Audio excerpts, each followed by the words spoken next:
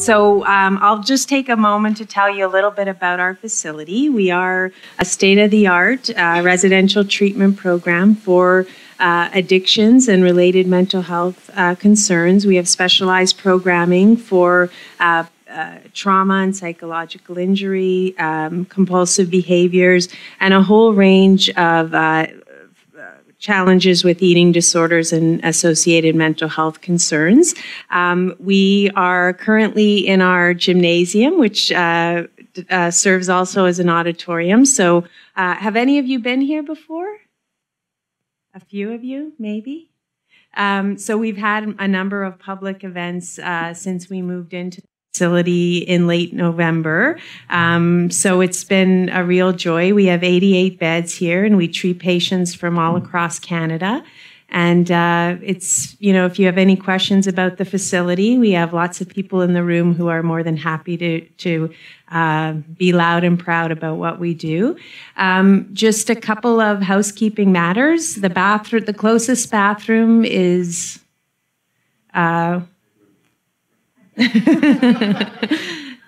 pardon? One floor down, okay. And we have lunch and help yourself. And any other housekeeping matters, Jennifer? No? I think that's it. Katie, we're good to go?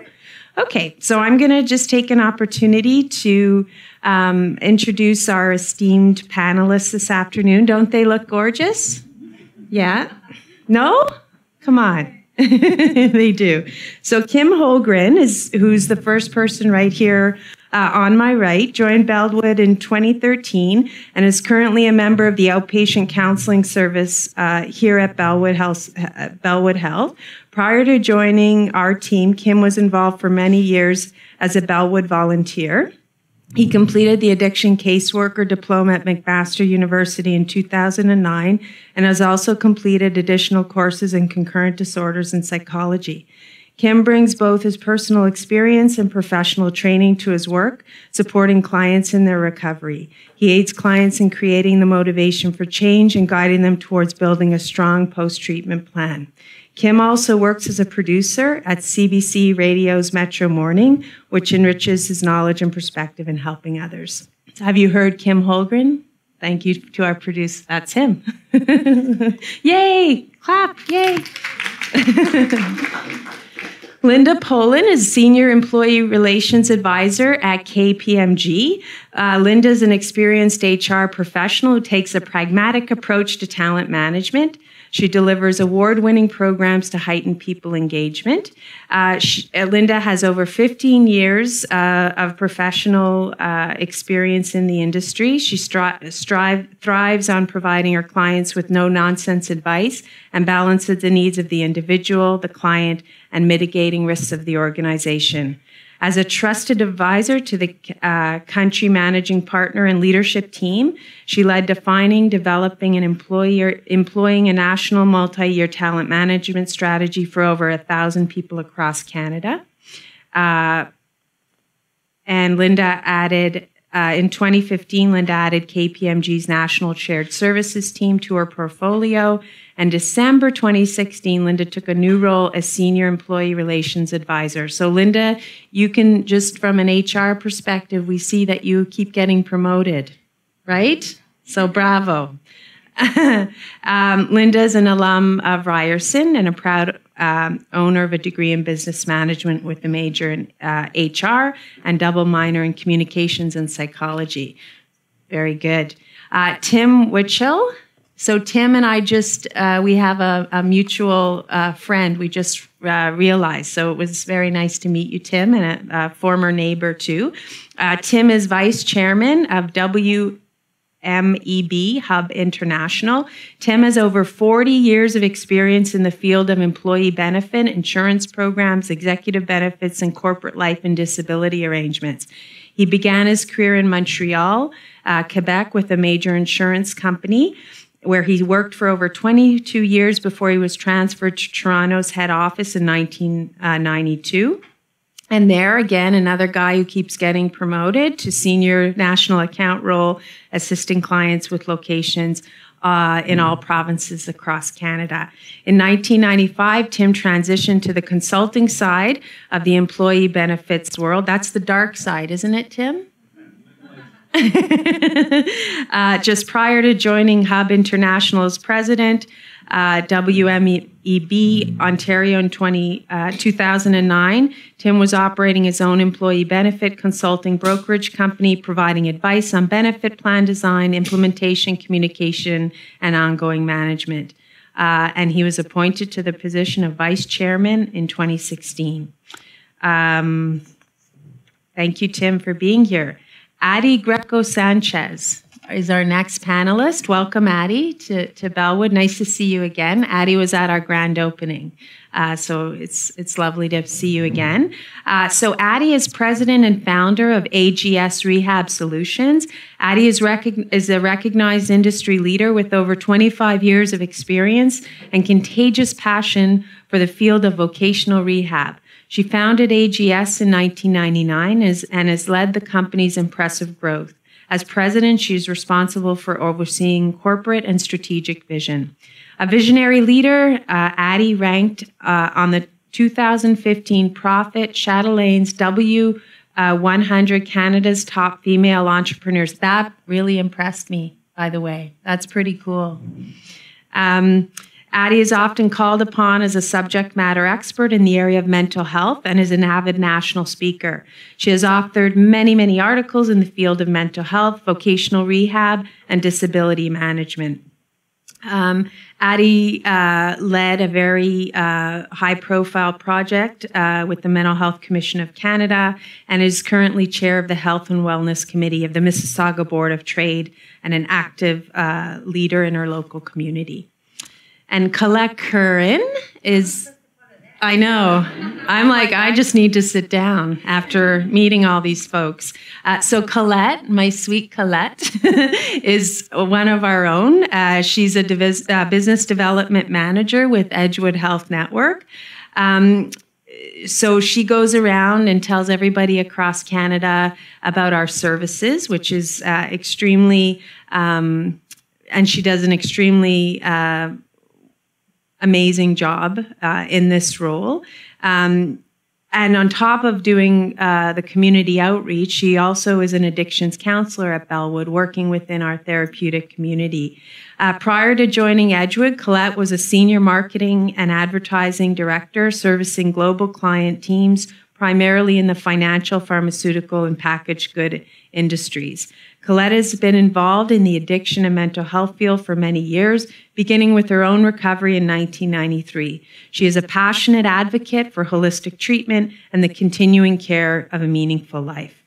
Colette has an honors degree in English and psychology, a postgrad degree in human resource management, and a diploma in addiction services from McMaster University, and she's a certified Canadian addiction counselor. So welcome.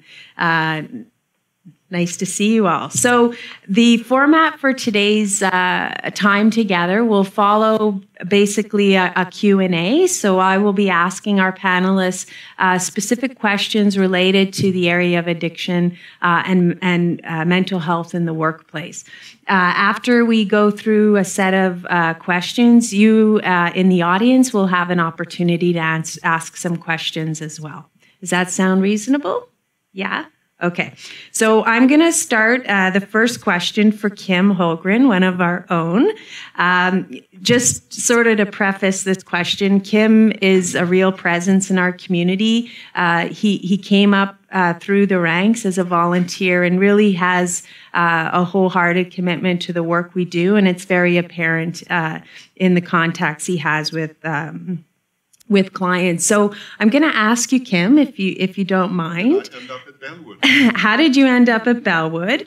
And sort of, if you can sort of reflect upon your journey to us and having you in our care, maybe talk about the relationship you had with your employer and sort of the things that your employer at the time did to support the process, and also what types of measures were put in place for when you returned to work that really helped support your recovery. Okay, thank you. Well, I had been struggling with alcohol for many years. Earlier in my day. There was some cocaine involved too, but it was mainly alcohol that brought me to Bellwood. And a lot of other people come to Bellwood for that too. So I had tried to quit on my own many times. At work, at CBC, they weren't really aware of my struggles because also of the early morning shift. I had excuses to look tired and all that stuff. But when it started to really affect myself and my work more, I tried to quit my own. I sought out a therapist and got a few sessions, and that helped for a bit. But of course, as usual, when I tried to quit on my own, it only lasted so long. At the most, about 13 weeks usually. But then one day I had come back from work from the CBC, and it was a Wednesday, and I was feeling very rough, basically needed to detox again. And the next morning I woke up and I just felt I've had enough. So I told my wife I'm going to call my manager and tell him what's going on. And she said, no, don't do that because you might get fired. And that sort of made me hesitate.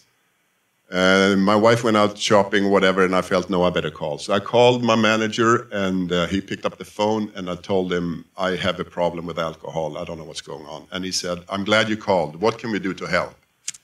And that was one huge boulder that fell off my shoulders when that was response.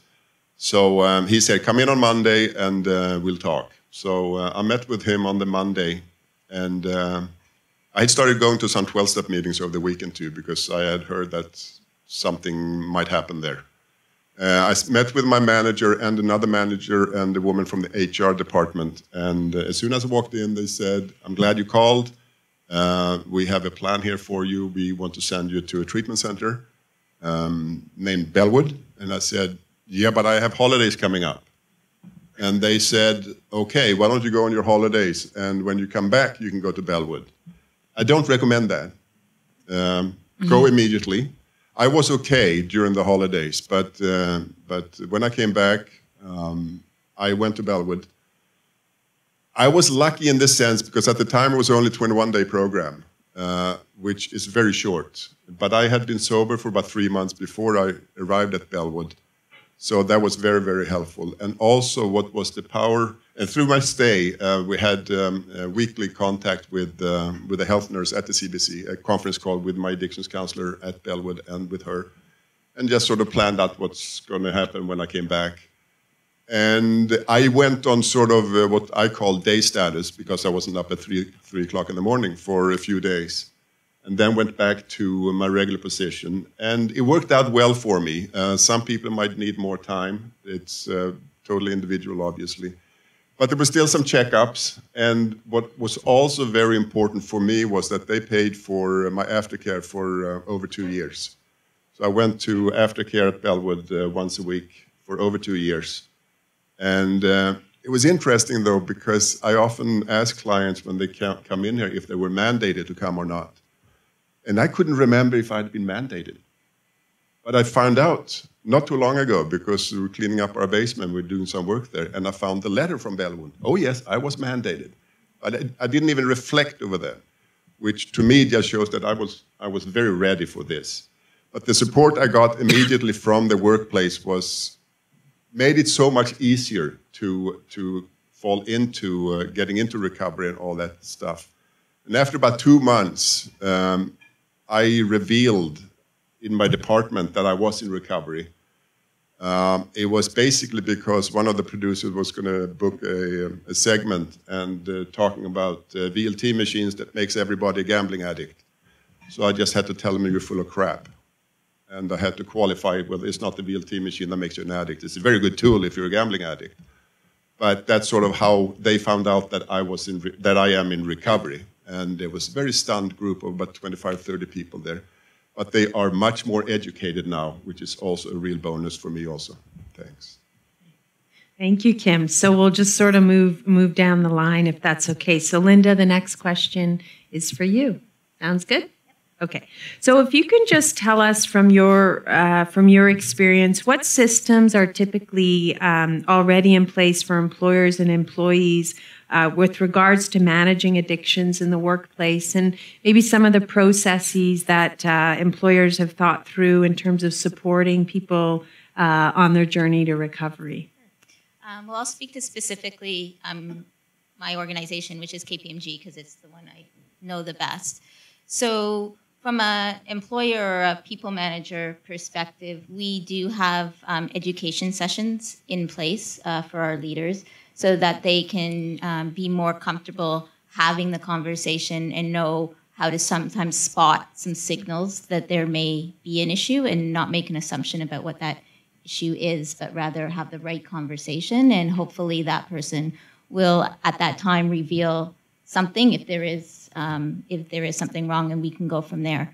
Our employee relations services team, which is what I'm a member of, we are coached as well from a learning perspective in terms of how to manage either if an employee calls and states that they have an issue and they need some help, or if a people manager or a leader phones, so we can walk them through the options that we have at our fingertips.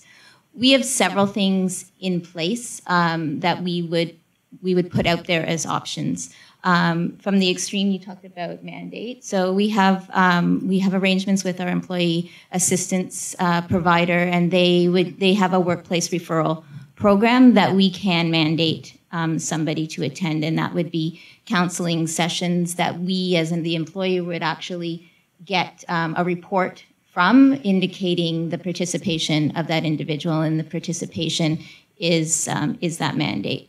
In some cases, employees just volunteer that they need that support, and we have put them in that kind of program without a mandate as well.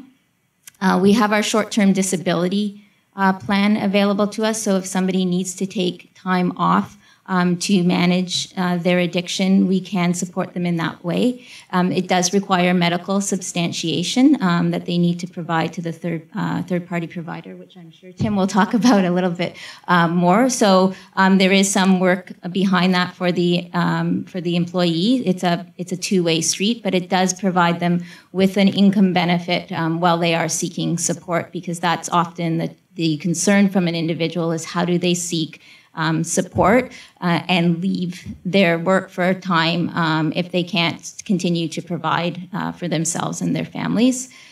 In some instances, if somebody can take time during work, depending on the individual circumstances, to do counseling of sorts or to seek help, we have what we call personal care time. So it's time off that they can leverage.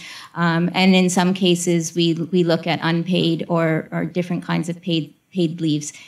Each situation is treated uniquely. It depends on the individual circumstances. It depends on the role they're in, so that we know that we have these options at our fingertips to talk about, but we never make an assumption that there's a script in terms of what path somebody's going to take for us to support them on that journey. Excellent, thank you. So we've heard, Kim talk about his own lived experience and the interface between he as an individual struggling with addiction and his employer.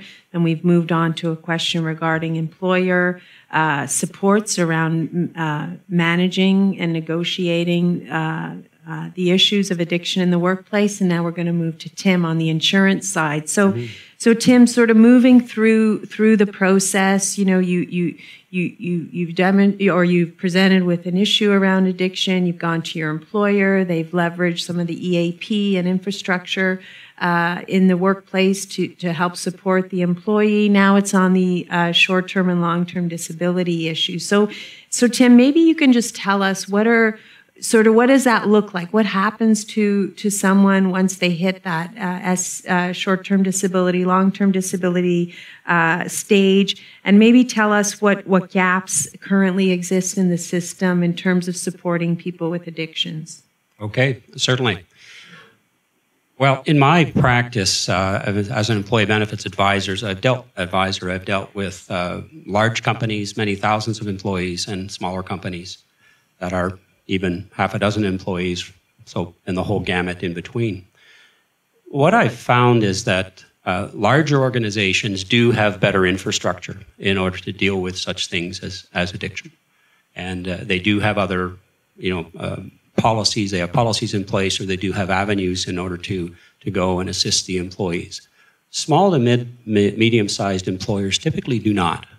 And they rely heavily on outside agencies such as employee assistance plans, as was mentioned, but also third-party providers for absence management, disability absence management, that don't do exclusively addiction and things like and such, but will offer a full range of disability absence management services. The issue that I see many times is that a small to mid-market employer may have very little experience with addiction. And for them to recognize it and then come to grips with it and find a solution is a challenge for them. And although we haven't necessarily talked about cost, from an employer's point of view, cost is a factor. I mean, the small employer may be looking at, first of all, losing a valued employee for a period of time that makes a contribution to the company that is essential. So the employer has to figure out a way to find a replacement for that individual, and then look at what kind of impact it's going to have on other employees. So it's a situation that a small employer can find quite overwhelming, and really needs help from an outside agency in order to assist them through it. So there are organizations that are skilled at this. Part of my role as an advisor is to convince the employer that they should reach out and tap into those skill services and not try to do it on their own. Mm-hmm. So Tim, just sort of in keeping with the line of inquiry here, I'm going to ask you another question, if that's okay. Of course. So can you tell us about some good news stories, or maybe some examples of a company that is doing a really good job at managing addictions and supporting employees that are in recovery or trying to get there? And what elements of those campaigns or programs are particularly insightful? Okay. I honestly, I can't think of any specifically, but the features that make it work are being able to encourage the employee to come in and admit that there is an issue, admit there's a problem. I mean, from an employer's perspective, really the only tool they have is the performance evaluation and making sure that the individual's performance is in keeping with the expectations. Now, if the offshoot of that is that it's not, then why is it not? And to work from there. You do need to have enlightened managers, but an enlightened manager enlightened managers are frankly few and far between in that sense. They're not necessarily trained to deal with this. So it's a bit of a bad news story, if you will, especially in the small to mid-market type of employer, because they don't have the skill sets. So okay. They have to go to outside agencies when they recognize the problem. Okay, that's really depressing, Tim. Thank you. I'm sorry.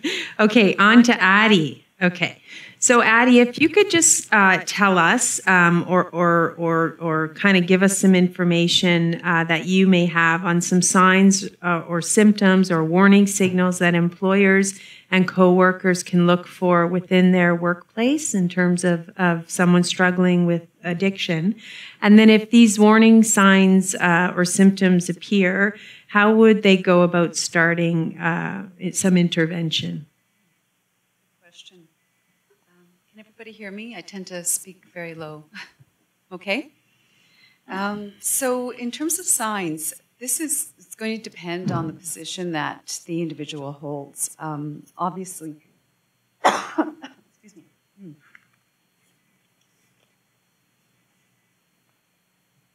The person is working, say, in an office setting. You're going to be looking at different things as opposed to somebody who is in a safety-sensitive position, such as working with machinery. So somebody, for example, is working with machinery. You may be looking at increased number of workplace accidents, for example. Increased downtime, where machines are shut off and People are making errors, for example. That can happen, though, in office situations as well. Very often you'll see a marked absenteeism or presenteeism, which is basically people that show up at work but are clearly not being effective.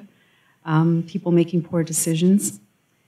The problem, as Tim mentioned earlier, very often is education, and that managers very often are not equipped to deal with recognizing the signs.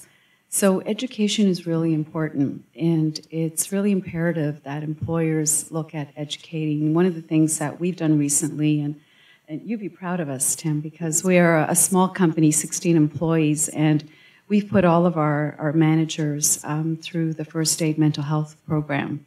And our goal in the next year is actually to have all of our employees put through the program. It's an excellent way. It actually covers addictions as well as basic mental health. Addictions, a lot of people don't recognize as a mental health issue very often. I mean, there can be different reasons for it. But it needs to be treated in the same way that any mental illness is. And education and compassion, reducing the stigma, those are all necessary requirements of the employer in terms of looking at how can I make this a safe place. Like, for example, Kim, that's a beautiful story at CBC and the support that he received. You're not going to get that from many employers, and we've seen very many circumstances in working in disability management where people have been wrongfully dismissed as a result of revealing to their employer that they have an addiction, because nobody wants to deal with that. But unfortunately, these are circumstances that happen. People can't be shamed and blamed when they have an issue like addiction, and it needs to be managed. And what needs to be managed is really the behaviors and how they're impacting the workplace. It's not the manager's role to scold or even to counsel. It's not the role of a manager to do that. So clearly, it has to be managed from the workplace in terms of looking at the behaviors and the impact on the workplace and performance. What are the expectations of that worker, regardless of whether they have a safety-sensitive position or not, or a management position where they're making decisions on other employees. In terms of, you asked about resources as well.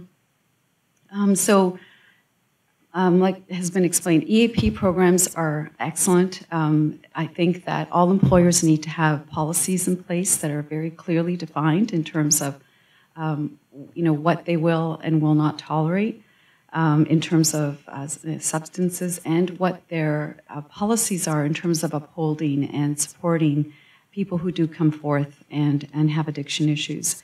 Again, educating all employees and understanding. We recently added an EAP program to our benefits, and we actually had the company come in and talk about what that looks like. What does that all entail? If you were having this sort of situation, what can you expect in terms of support from your EAP program?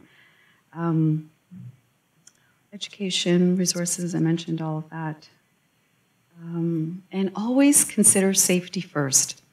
If you have an employee who is operating machinery and they are coming in intoxicated, there's safety issues for everyone, not just that employee, but for other people as well. And I'm sure you've heard a lot of horror stories in the news of people where other employees have been injured as a result of a poor decision made or a hasty reaction in the workplace that has resulted in fatalities or injuries to other employees, and that ill employee as well that clearly needs to be supported.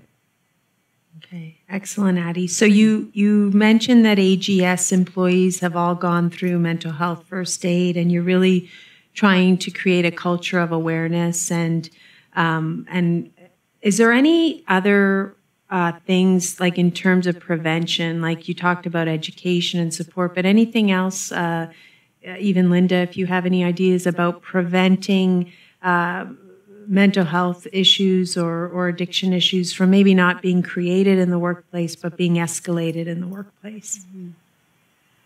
For me, education is the really big one, and I think that employers have a huge role in decreasing the amount of stigma unfortunately, when it comes to addictions, there's very little understanding, and a lot of people still blame the individual as having made a choice to drink or to,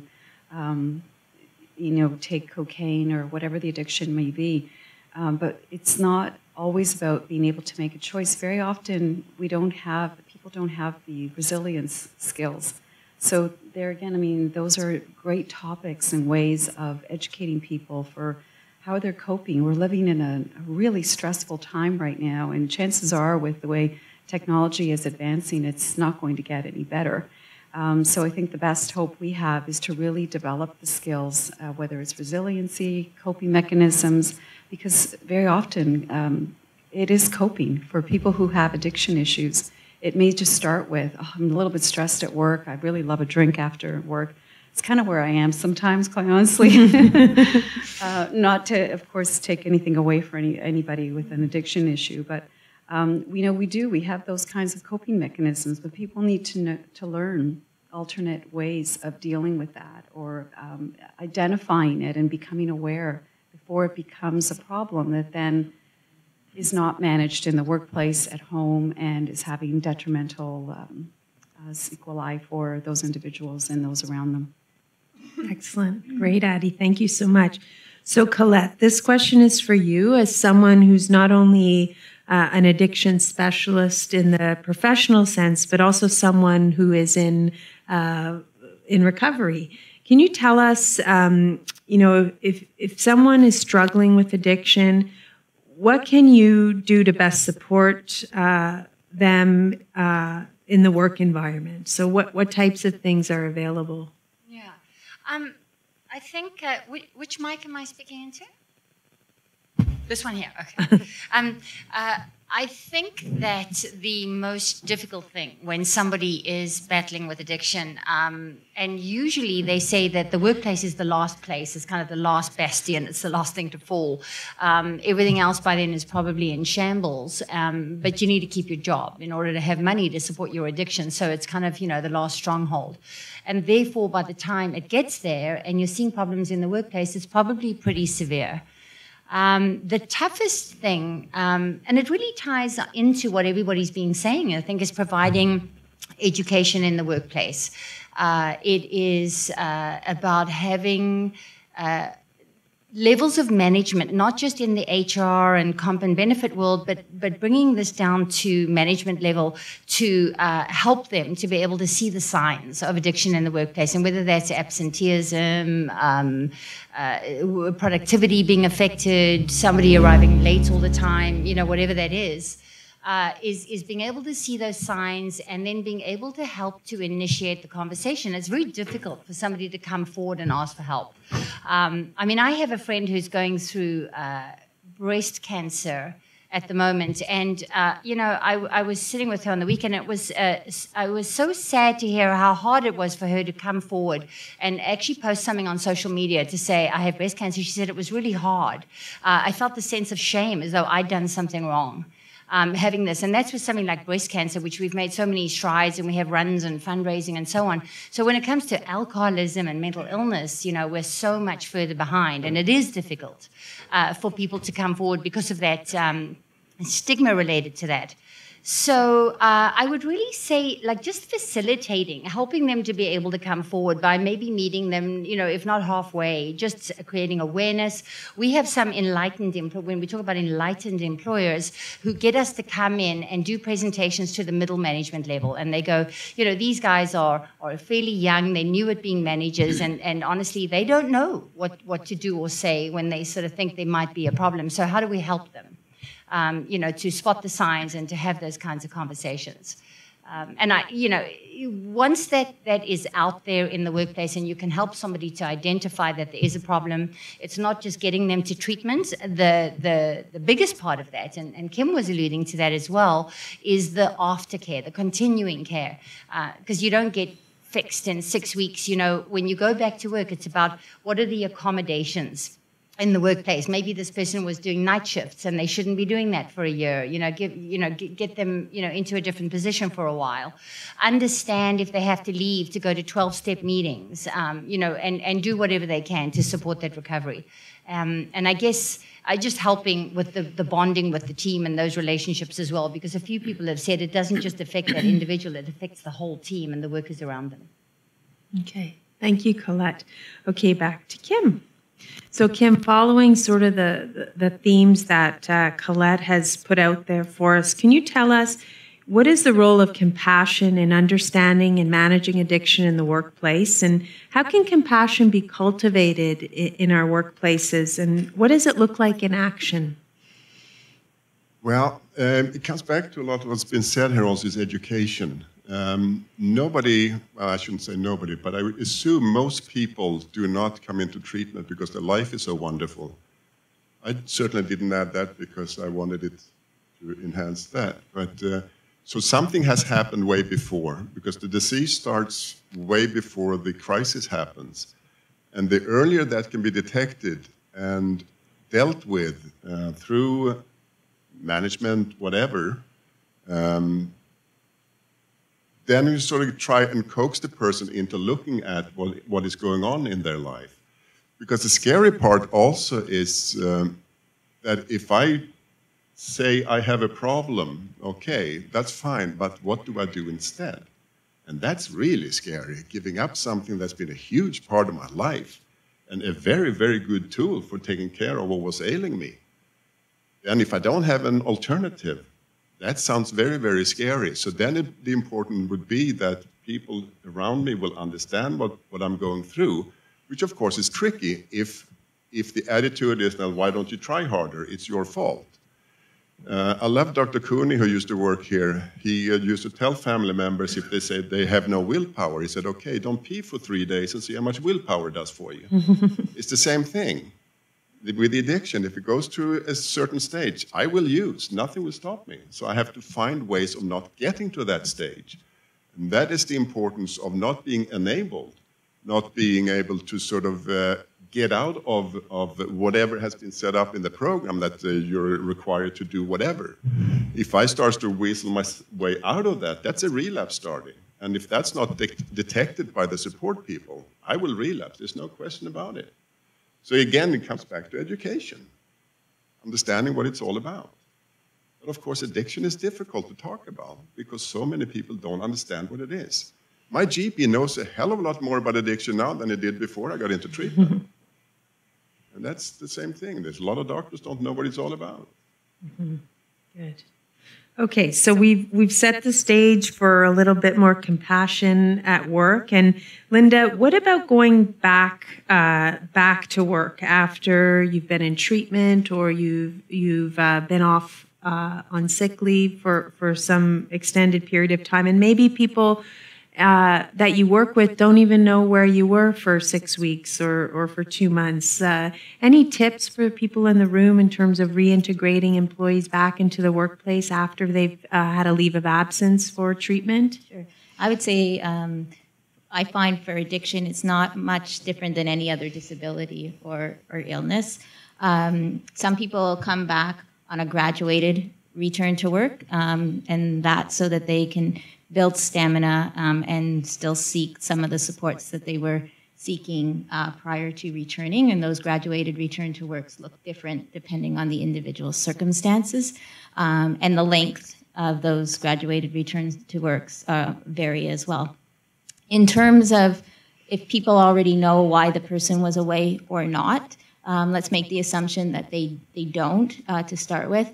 It's important for the manager of that person to have a conversation with them to try and understand what are the messages that they want them to deliver and how do they want to participate in those messages. They should be in control of how that gets back to their team, and it just might be that they weren't well versus they might want to disclose exactly what's happened over the course of the last few months.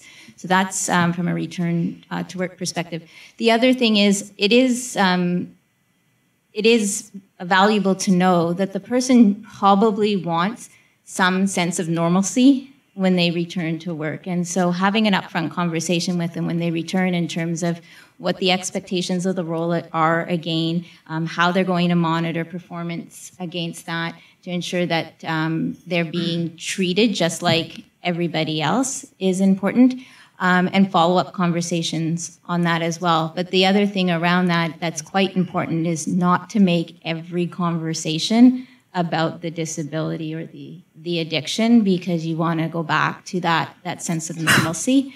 At the same time, you want to understand, as was mentioned earlier, what the accommodations are that are required to ensure that the person is successful in that return to work. So you need to look at, is there a need for some time off during the day to attend any kind of treatment sessions, et cetera? And that should all be worked out prior to the person returning. As much as the people manager is stressed about the return, in my conversations with some of the people that I've worked with on their returns, they are way more stressed about coming back than the people manager. And so having those open and transparent conversations about how to help them return to that sense of normalcy is quite important. Good. Wow, that was such a good answer. Thank you. Okay, Tim, I'm going to go off script, man. You ready? I think you can handle it. You look like a smart guy. Oh, thank you. Okay, and now I kind of understand a little bit more about what you do for a living. All right. Okay, so this is the question. So if you could just speak in a real wholehearted way around the issue of employees going off on short or long-term disability, and this is a huge cost, right? It's a cost somewhere, employers, insurance, whatever. But the cost of treatment, when you do the kind of the actuarial examination of the matter, the cost of treatment is way, way, way less expensive than the cost on the employer or the missed time, the absenteeism, the impact, da-da-da-da-da. So just kind of tell us a little bit about that debate, because it's an important debate, and I don't really understand all the elements. So Okay, thank you. I will certainly give that a shot.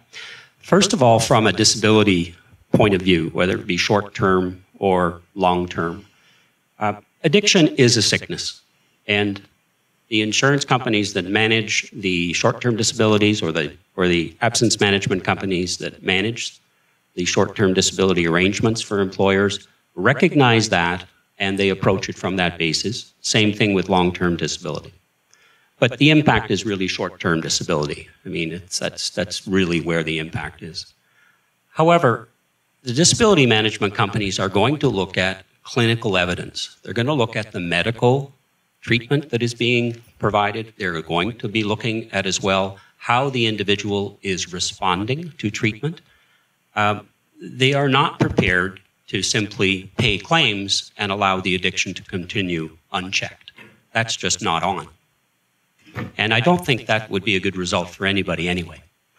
The ideal result is that the individual does get treatment, does go through a program where they can return to work and become a continuing productive member of that employer's team. That's the ideal, and that's what they try to achieve. But it is not an unlimited resource. And there are certain steps that have to be met, or certain milestones that have to be met. And if they're not, then the individual's job is certainly at risk, and the individual's ability to receive disability income is also at risk. That's the reality of it. The cost, you cannot get away from the fact that the employer's business is not to provide rehabilitation services. That's not what they're there for.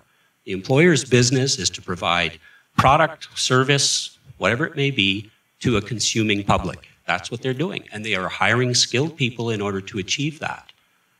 When they're faced with a situation where that framework is being disrupted because of an addiction, they will certainly try to help, but they are not going to do so in an unlimited manner.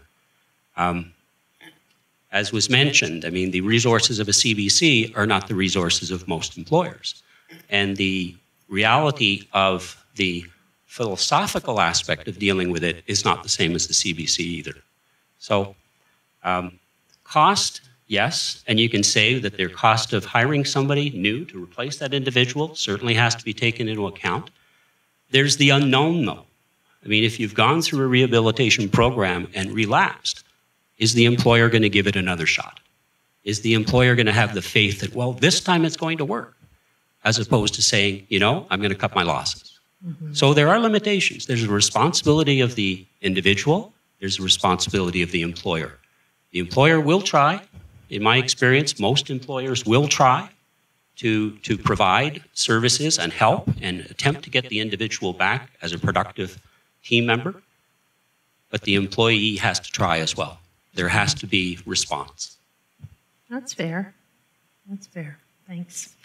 Okay, so the next question is for Addie. So Addie, is there kind of any food for thought you could give us in terms of any other sort of rehabilitation, reintegration, any kind of last comments you might have on that issue? We do quite a bit of work with EAPs and return to work, and we really try to take an occupational lens on the work we do here in terms of really, working with our patients in terms of a plan to go back to work, what types of stress awaits them in the workplace. That manager that drove them crazy still going to be there. That colleague that that stressed them out. The workload is still high. Like all those things are still going to be there when someone leaves treatment and goes back to work. Any kind of insight into some some interventions that folks can use? One of the things that is really important is the support. And, we've talked about that. When you're looking at reintegrating somebody back to work, one of the things that we have found in the work that we've done over the years is that having an employer that is really supportive and going to work through the steps with them is really important. We do case management and disability management. So when we're coordinating a return to work, very often, as was mentioned earlier, Linda, I love your strategy. It's very similar to ours. It has to be a graduated return to work plan, and it has to include, there's like 7-step programs that through the Institute of Work and Health, and it's amazing. I love that, to look at the steps in that. It has to be very communicative. It has to include the entire team. It's not just at the center of it. It's almost like a very client-focused approach. It has to be the client or the worker. And around it is all of the members of that group. So it's family, it's employer, it's the medical treatment team. It would be the other workers, too. Very often people forget that piece. There's an impact on the people, too, that you're going back to work, as was mentioned earlier, about, how much do you talk about, and, you leave it up to that person as to whether or not they want to bring it up. But people need to understand how to support that person if they do bring it up.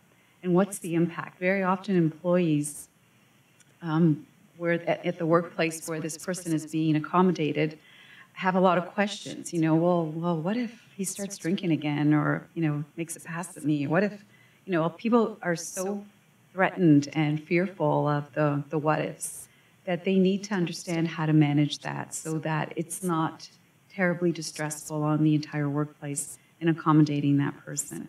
But the communication, looking at, again, education continues to be a thread here, is absolutely imperative, and just making sure that the resources are available to everyone within that circle of care. And that it takes the whole team is absolutely essential. Because somebody being reintegrated into a team, whether the team is part of a big company or a small company, it doesn't matter. It's those immediate circle of team members that are going to be impacted by an individual coming back. And the team members need to be educated, maybe is the right word, but more than that, they have to have a deeper understanding of how this is going to impact on workflows within their office, on impact of productivity results and things like that. So you need to have even an executive understanding that reintegrating somebody back into a team could result in the production numbers that everybody is expecting at the end of the year to be a little bit off, and to say, okay, we'll cut you a little slack on that. I mean, otherwise, integrating somebody back into a workplace environment could be viewed with a lot of negativity. If the productivity numbers at the end of the year aren't as big as they should be, that's going to impact my bonus, that's going to impact all kinds of things, right? So having a broader understanding of how everybody is going to be affected, I think, is really, really important. Mm-hmm. Yeah. Just finish by saying, work is healthy. That's one of our philosophies, is that people need to work to feel purposeful. And whether you're recovering from an illness or doing some kind of reintegration, we need to always keep that in mind. We all struggle with something. I have a daughter with mental health issues, and I know that it's so imperative that employers get this stuff and that they do the right thing. Because if they don't, there's going to be a lot more people that are not productive human beings, and what a tragedy that is. Mm-hmm. Mm-hmm. Wow, good comments. Thank you, Addie. Thank you, Tim. So, Colette, the last question or opportunity for reflection is yours. As a woman in in long-term recovery and as an addictions professional, maybe just sort of reflect upon some of the themes that have resonated here today around compassion, around education, around stigma, around really developing a work environment that's not only reactive but preventative as well. So any comments you'd like to close this afternoon with? Yeah, I mean, wow, I've heard some great commentary. I'm making lots of notes here, so I don't forget that. And I love what you said about the workplace is a good place to be. It makes people feel productive. It's kind of understanding, this in a more holistic sense of the word. And Carrie, you use the word sort of being proactive about it. And I think what helps if there are mental health initiatives in a workplace, and that can be done in fun way. There could be a mental health week, and these conversations and presentations can be made to all staff, so that there is just a sort of a climate and a culture of acceptance and understanding, particularly with regard to how addictions and mental health go so hand in hand, right? It's very rare to see somebody battling with addiction where there isn't some kind of concurrency with anxiety or depression or something underneath. So, creating a forum for those conversations, doing it in fun ways by getting, staff involved in community events, and whether that's like rides for mental health, helping, with sponsorship activities and so on, that everybody kind of gets engaged in a fun way, but the message is still coming through. The other thing is developing advocates if you can, and I've seen that with, again, some progressive organizations where just by showing enormous support to somebody who does go through that, there is such a level of appreciation and a kind of a want to give back. And often you'll see these people being brave enough to be advocates, where they will talk about their journey. And again, if there's some sort of a mental health forum at a workplace or somebody, it allows them to stand up and to share their story. And these may be somebody in senior management or at whatever level, and just sort of this ability to say, this happened to me, I went through it, I was enormously supported, I hope you'll find it in you to do the same should you find yourself, walking in my shoes.